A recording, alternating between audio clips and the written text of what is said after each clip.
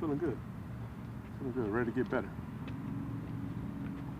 Jameis, can you describe, I guess, the type of pain that you're going through this injury? Because I've never gone through something like that in terms of what you've got right now in the back. Is there, like, what are you feeling right now? Just how you are? Is there much pain? You know, I'm feeling like my main goal is to find a way to get better every day, right? Whatever it is, with my body, whether it's conceptually, whether it's as a leader, like I'm trying to find a way to get better every single day, and that doesn't stop no matter the circumstances. And this doesn't affect you in that preparation No, this week? no. I'm always gonna find a way to get better. Jameis, how do you guys get on track or back on track on offense? By coming together and going to get us a win. I think that's the most important thing. When you win together, everything feels better. When you look back at some of the misses that you had with Olave in that game, was it a matter of just like the timing's off a little bit, or just the throws? What was the common theme when you look back at those throws? It's got to be more accurate. Just give him a chance. Give him a chance to make a play. But like I said, we're gonna get that fixed too. James, but not talking about like the back injury and that, is that just your ethos not to allow to have like an excuse, I guess? Like it's just, it seems like a serious thing, and like you just don't want to talk about it. Is that just like you don't want to have an excuse out there, or kind of is that just your mentality? Yeah. I mean, I just feel like a lot of guys are playing with something, right? But my focus is on, making great decisions, on executing, and winning football games, and that's the most important thing. How mature is Olave as a rookie? Well, I think he's way beyond his years. I think he's just an excellent football player, and that's why it translates on the field and the things that he does. So having a rookie with a veteran mindset is a beautiful thing for him. What makes him a great receiver for you as a quarterback? I think he's really easy to read on certain things. That's why I gotta give him a chance on some of those balls, because I think he's a very easy read. Is it fun to shoot it down the field toward him? Yeah, absolutely. Yeah, it's fun to get the ball to all our guys. But when you got a guy that has great speed, that can stop on a dime and catch the ball really well, you love it. Are you preparing with the expectation that you're going to start Sunday? Yeah, every week I prepare to start. That's my plan. I think that's our plan to play. How close do you feel like the offense is to kind of finding that consistent rhythm and group that you guys want to be in? I think every week is going to be something that we can work on, but I feel like we're starting to kind of gather an identity of what some of our guys can do, what they do best, and I think we can start putting that in more moving forward. Like the more we get to know, the more we get a feel of, having all our pieces. We had a big piece last week that wasn't with us with Alvin. So much of our offense revolves around him and his unique skill set as well. So, I think the more games we get together, the more practices we all get together, it will be beneficial for all of us. Does some of that newness take a little bit longer than to form that identity, as opposed to like maybe if you had a couple of years together, maybe there's one new guy or something like that? Yeah, I mean, I think the coaches and all of us have done a good job of trying to speed up that process, but it's never going to be perfect. But like I said, I take pride in, and I know those guys do, getting better every single day, finding that charisma and that gelling together in terms of through the pass game, through the running game, and everything on offense. I know the six sacks stood out on a box score, but did you feel the pass pro was solid? No, I felt it was outstanding. Both three games. When you got to throw the ball a lot, these guys, they get beads on what you're doing, and they're able to rush different. I think Tampa has a good defense. I think Atlanta had a good plan for us, but our offensive line is solid. I got to do a better job getting the ball out of my hands and avoiding some of those hits. What's the role you play in kind of identifying some of the pass protection shifts and everything like that? Yeah, just in terms of making sure everybody gets the message, the whole back end, communicating certain slide protections and things like that, just to make sure the back and anyone else knows where we're going. But when you self-scouting a team, when you're playing a team for the first time early in the weeks, obviously they can show you things that you've never seen before. So doing your best to minimize the mistakes on schemes that you've never seen before. Did they defense you guys differently because Alvin wasn't in there, you think? I can't really be sure on that. I just know we missed a valuable piece of not having Alvin. I know there were some plays that we didn't run because Alvin wasn't in there, but I can't speak on them.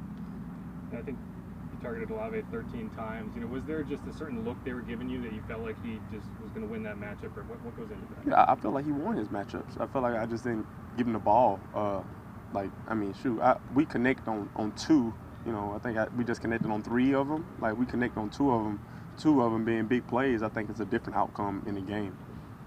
I know there's obviously a lot of interest with the fans and the media about your back. Mm-hmm. If I asked you the pain threshold, like 10 being high and 1 being low, would you be able to answer? Like, with 10 being, are you in extreme pain or a little pain? You know, just to kind of give some insight on it. Yeah, I mean, man, my focus is on, when I'm out there playing, I'm out there playing. And my focus is on executing and winning games. Like, my focus isn't on anything else other than that.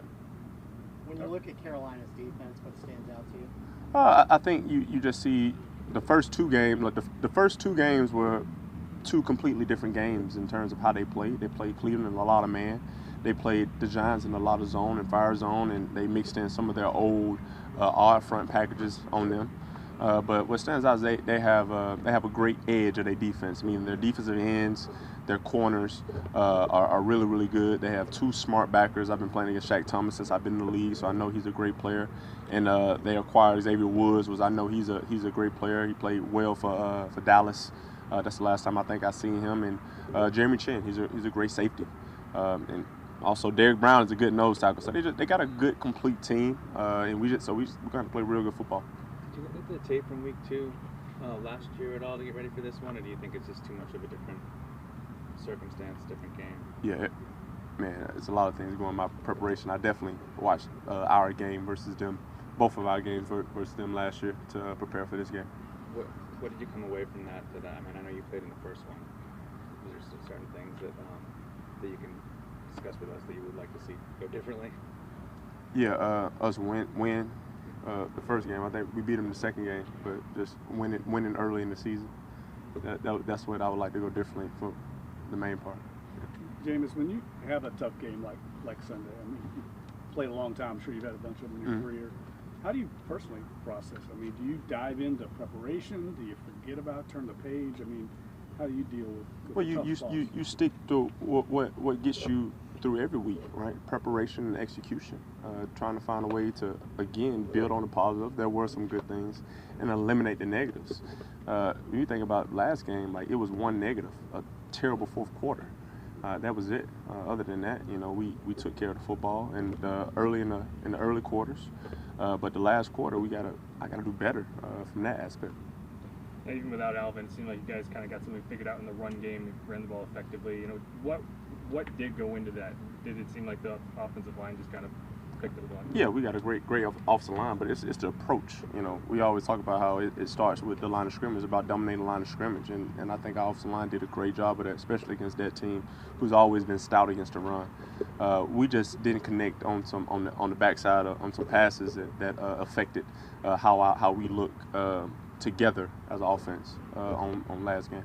Jameis, when you got a chance to look back and look at some of the interceptions, what did you kind of take away from those? Impatience. That was a big thing. The one to Jarvis just was impatient. I had a check down right over the middle, and the one to Dean to Jawan that I was throwing to Jawan, that was impatient. I had another check down right over the middle. The shot to Chris, you know, we can live with those.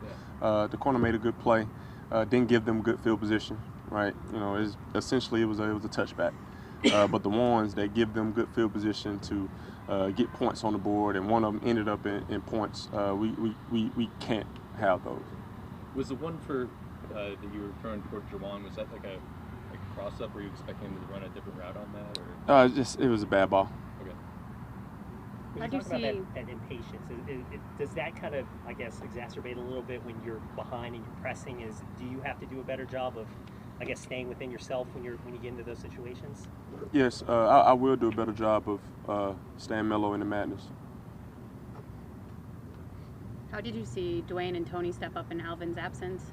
I think they did good. I was happy to see Dwayne out there because we ain't had him the first few weeks, and I think he's a great back, and he's a great asset that we have to our team, especially on special teams and all the great things that he does. And Mark did what he did best. He toted that rock, you know. But Tony, I think he's an excellent back too. Just all the things that he can do. I mean, he's a good third down back. He's a good downhill runner. He can stretch the field laterally. So it's good to have pieces like that. But we know that AK is one of the best backs in this league. So I know we missed him. How do you stay mellow in the madness? Just preparation. Just staying there. Building triggers to not really get too high or too low. What are your thoughts on Baker and just his style of play and the way he plays? Got a lot of respect for Baker, just for his story. You know, being a walk-on, then winning a Heisman. I think I got a lot of respect for that. I think he plays with a tremendous amount of swag, which is exciting to see as a player. So I got a lot of respect for him as a quarterback. Thank you. All right, thank you. Thank you. A lot of Heisman's in this division.